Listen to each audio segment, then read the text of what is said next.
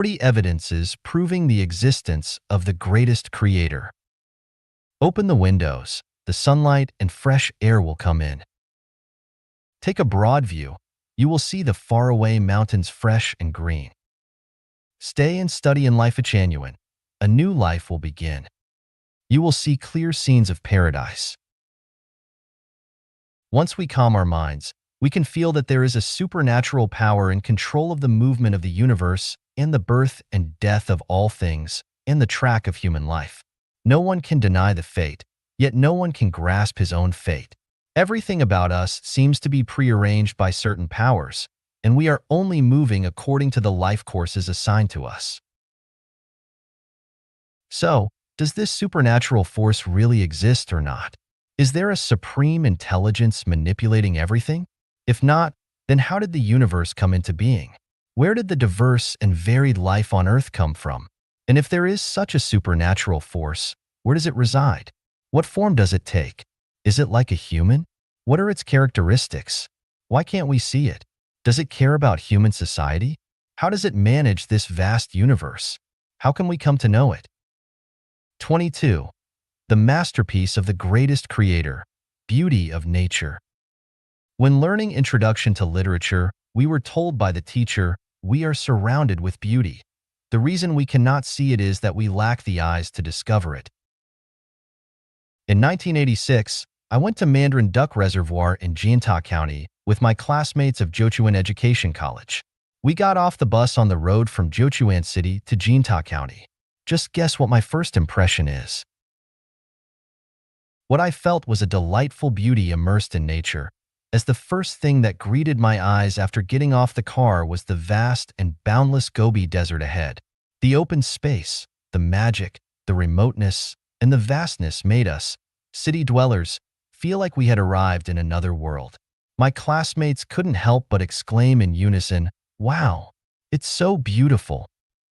How can we say that the Gobi Desert is not beautiful? During my time studying at Beijing Foreign Studies University, I had the opportunity to visit Badaling and witness the majestic beauty of the winding Great Wall soaring across the peaks of the mountains like a flying dragon. It evoked a sense of magnificence, unrestrained freedom, and the beauty of soaring through the skies.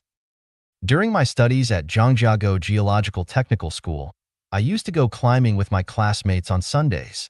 Standing at the mountaintop and overlooking the wilderness with curling smokes beyond the Great Wall, I felt a beauty of tranquility, leisure, composure, and serenity induced by the picturesque natural scenery. While attending Lanzhou Education College, whenever I had the chance, I would sit quietly by the Yellow River. Growing up by its banks, I had a special affection for the Yellow River. Watching the surging waves of the mighty river winding its way, it led my thoughts to distant places and filled me with a profound and boundless sense of beauty and longing. In the small islands of Luanda, the capital of Angola, in the Bella Port of Mozambique, on the beach of Dar es Salaam, the capital of Tanzania, in Tianya Haijiao of China's Hainan Island, in the Cape of Good Hope of South Africa's Cape Town. Everywhere the azure sky and sea elicits in me an aesthetic sense of mystery, fantasy, eternity, and infinity. There is the world-famous Victoria Waterfall on the river of Zambezi between Zambia and Zimbabwe. I used to drive the 6-ton truck of Chinese Jiefeng truck to fetch water from there. Each time I approached it, I was overwhelmed by its tumbling heroism, its vigorous momentum, mountain-shaking power, thunderous rumbling, and dragons soaring, and the numerous rainbows among the waterfall created a dreamlike aesthetic feeling of dauntlessness and unrestraint. Harare is a garden-esque city, and Zimbabwe is a green country. Here birds sing and flowers bloom all the year round. Everywhere you can see luxuriant and green foliages.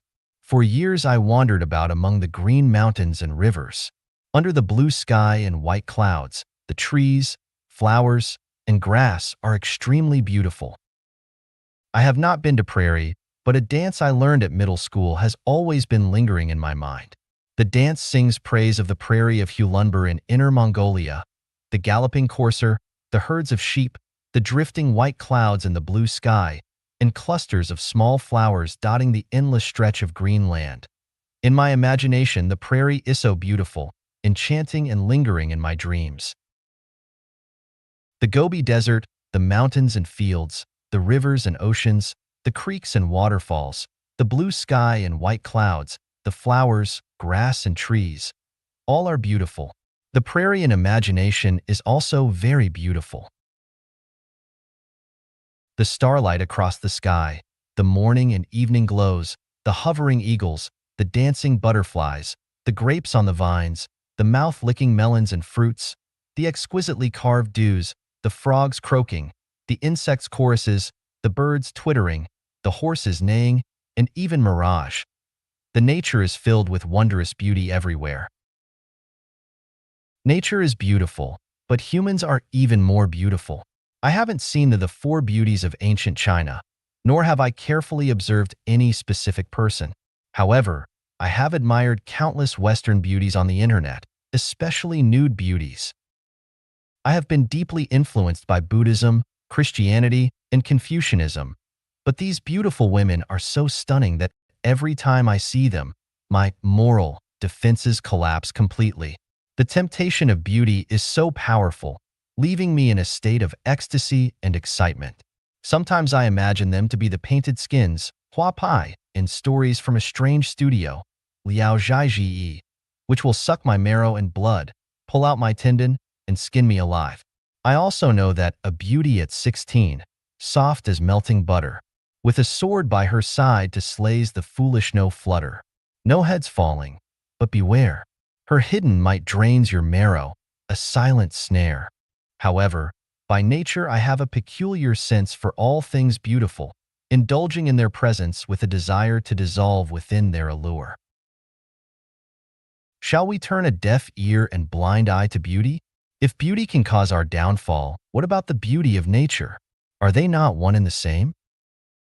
The earnest and tireless teachings of Jesus and Sakyamuni keep ringing in my ears. On the other hand, beauty is bewitching me with its irresistible force. I have been plunged into the deep misery and desperation. Why is this? I meditate, I repent, I hate myself, and I pity myself. What should I do? I cannot but look for the greatest Creator, pleading for a definite answer. Who has bestowed the beauty for everything? If a man has no other purpose than mere survival, he will need nothing more than a kennel and a basin of pig's feet. Why should everything be given a beautiful look? I have finally got the answer. The beauty of all things is something added by the greatest Creator, intended for us to enjoy the beauty of life. Now that the divine Creator has bestowed beauty upon us in the universe, why should we resist His will and view beautiful women as raging floods and ferocious beasts? Then is Jesus wrong? Is Buddha Sakyamuni wrong? No, not at all. Honey is sweet, but if we cannot extricate ourselves from it, we may put our life and wonderful future at stake, which is quite unworthy. We have to listen to the painstaking advice of God and Buddha. I praise to you, all the beautiful men and women, and through you, I praise the greatest Creator. The internet beauties, for you the road to paradise and Elysium have been closed. Then, let me lead you to the 1,000-year world. You have shown your beauty to the world and the public. You are not monsters, neither are you sprite. But remember, your beauty is given by the greatest Creator. You should always remember the favor of the greatest Creator and always feel indebted to Him and love Him. However, it will be another story if you do evils by your beauty. Beauty is the masterpiece of the greatest Creator. The existence of beauty is the best evidence for the existence of the greatest